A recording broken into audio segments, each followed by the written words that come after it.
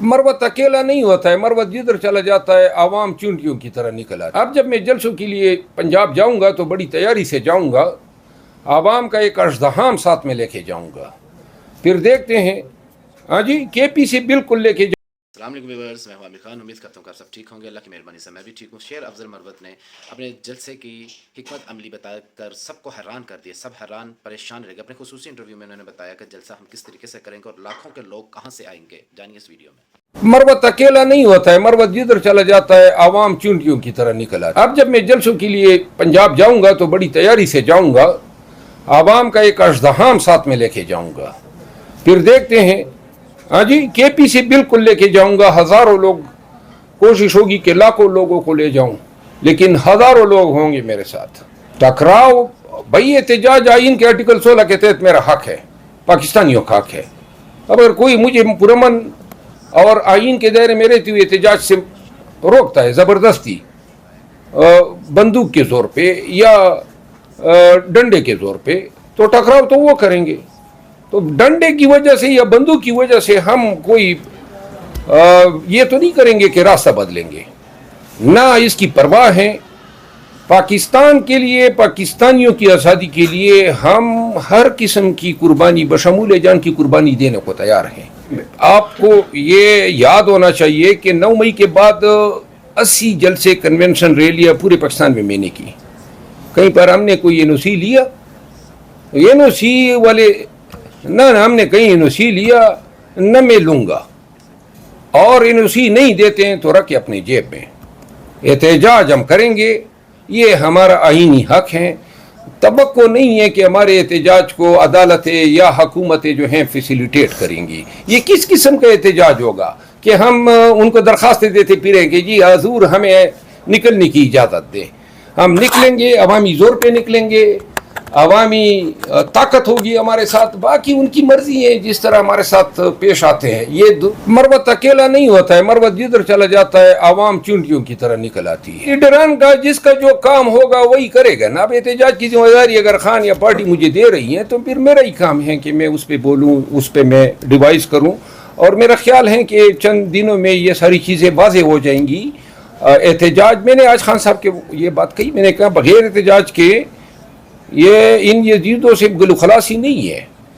ये अदालतें भी रहें, बेशक साथ में मौलाना साहब और चकजी साहब से बातचीत भी रहे, लेकिन हमारा फोकस अवाम होना चाहिए। एहतजाज जो हैं उसके लिए हमें निकलना होगा, और जब तक लाखों लोग नहीं निकलेंगे तब तक ये एहसास किसी को नहीं होगा कि पाकिस्तानी जो हैं वो अमलन अपने हकीकी आज़ादी के ख्वाब की तकमील चाहते हैं। 22 अगस्त का जलसा हो रहा है और इस पर भी खान साहब ने बेशक गौर साहब को कहा कि शेर अफजल इसमें ज़िम्मेदारियाँ अदा करेगा। तो फिर चूँकि इससे कबल ये ज़िम्मेदारी जो है खान साहब ने अली अमीन खान को हवाले की थी, तो मेरी अली अमीन खान से बात हुई जेल से निकलने के बाद, और फिर उन्होंने मुझे ये कहा कि मेरा इरादा यह था कि मैं अपने हलके से और अपने डी खान, लकी, बनू वगैरह से लोगों को ले आऊँ, लेकिन उन्होंने कहा कि नहीं, केपी के लोगों का काफ़िला उनकी क़ियादत में आएगा। उन्होंने मुझे कहा कि पंजाब और पिंडी, इस्लामाबाद, यहाँ पे रोड़े अटकाएँ या यहाँ के अवाम को इकट्ठे करके फिर केपी की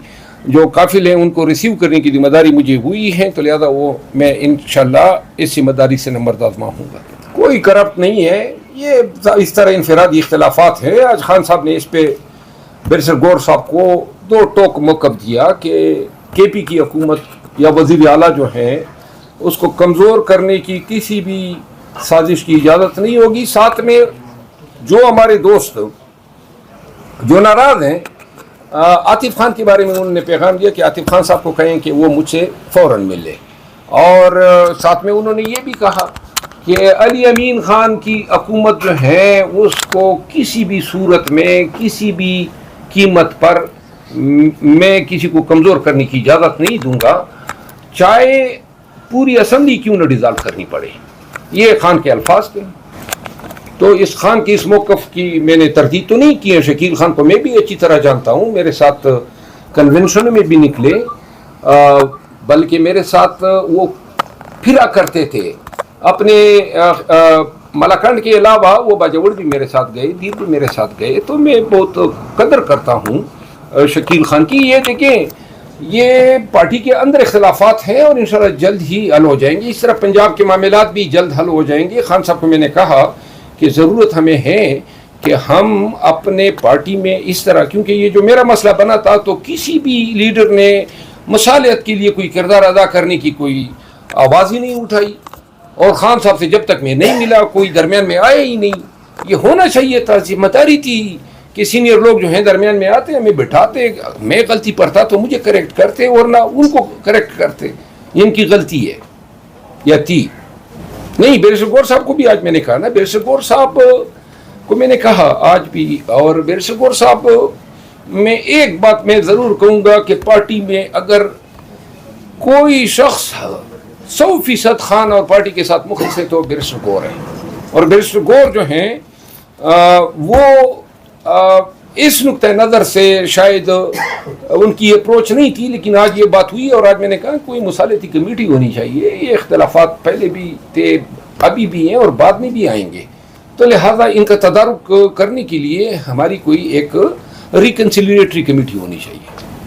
میری کل چیف منسٹر صاحب سے ملاقات ہوئی اور شکیل خان سے میرا رابطہ نہیں ہے, پہلے تھا لیکن ابھی یہ جو معاملات ہوئے ہیں, میں چونکہ خود ہی بہت ہی میں نے سفر کیا ہے یہ اختلافات کی وجہ سے, میری کوشش ہوگی کہ میں اس معاملے میں اگر کوئی مصالحت کے لیے کوئی کردار ادا کر سکوں, کوئی طرفداری جو ہیں وہ میرا خیال ہے اس سے میں پرہیز کروں گا. البتہ خان صاحب نے جو بات کی وہ میں نے آپ سب کو گوش گزار کی. جی, شکیل احمد خان جو ہے میری نقطۂ نظر میں نیٹ اینڈ کلین آدمی ہیں, اور ساتھ میں یہ بھی کہوں گا کہ ابھی تک علی امین خان کی گورننس کو بھی میں نے انتہائی فیئر اور نیٹ اینڈ کلین پایا ہے.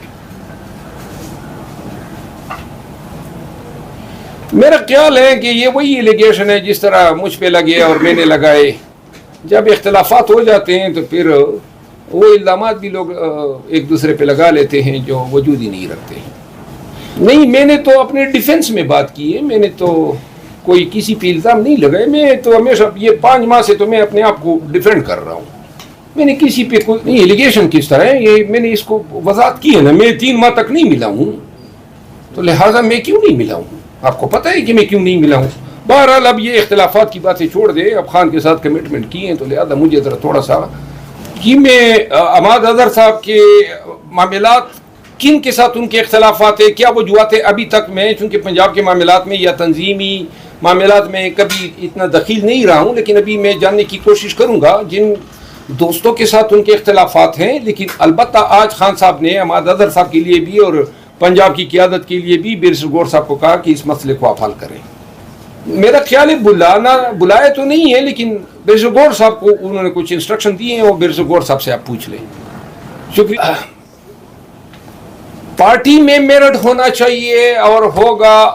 سالار کاکڑ جو ہیں وہ شناخت ہیں بلوچستان میں پی ٹی آئی کی, بڑے ہی مضبوط مستحکم آواز ہیں پی ٹی آئی بنانے میں, پی ٹی آئی کو پروان چڑھانے میں اس شخص کی بدرجہ خدمات ہیں. تو لہذا اس کو اگر سائڈ سے لگایا جاتا ہے تو لازماً وہ آواز تو اٹھائے گا.